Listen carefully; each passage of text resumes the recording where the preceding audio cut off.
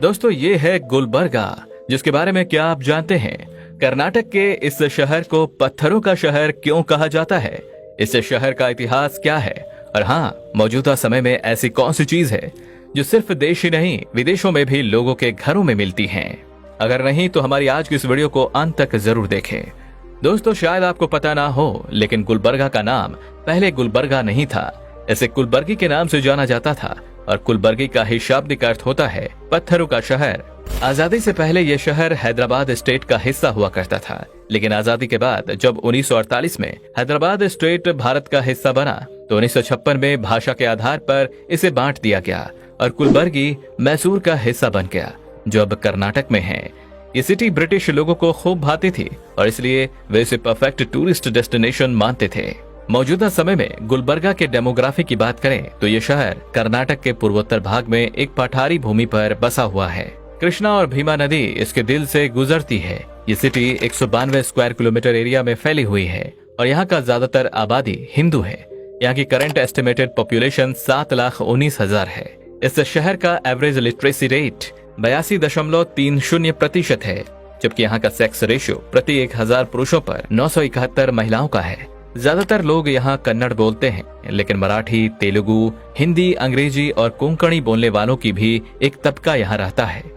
गाड़ियों के registration code पर गौर करें तो यहाँ की सभी लोकल गाड़ियों पर आपको KA32 का कोड दिखाई देगा। इस सिटी की इकॉनमी दिलचस्प है। इस इलाके में उगने वाले मसाले भारत ही नहीं, पूरे यूरोप और दुनिया के कई देशों के रसोई घरों में काफी प्रचलित रहे हैं। अब यह शहर तूर दाल और चूना पत्थर के लिए प्रसिद्ध है। कुछ लोग यहाँ एग्रीकल्चर बेस्ड कामों से जुड़े हैं, तो वहीं कुछ धीरे धीरे विकसित हो रहे बिजनेस और इंडस्ट्रीज से।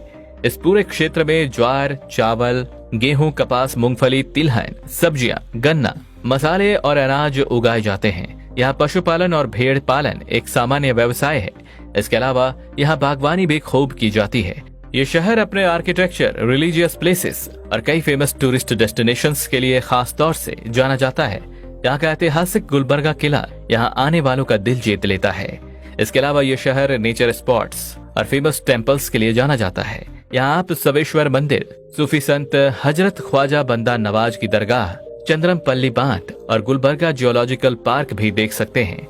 यहाँ के जायके और खान पान की बात करें तो ये देश के बाकी राज्यों से काफी अलग है। यहाँ के व्यंजनों में जोलदा रोटी, शेंगा चटनी पूड़ी, आम के गूदे से बनी होलीगे और वागनी मिर्ची काफी पसंद की जाती है। नॉनवेज लवर्स के लिए यहाँ की तहरी मशहूर है। यहाँ का खाना काफी स्पाइसी होता है, जिसका स्वाद आप जल्दी भूल नहीं सकते। जायके के साथ ही यहाँ की वास्तुशैली और कला संस्कृति भी आपको ये शहर भूलने नहीं देगी।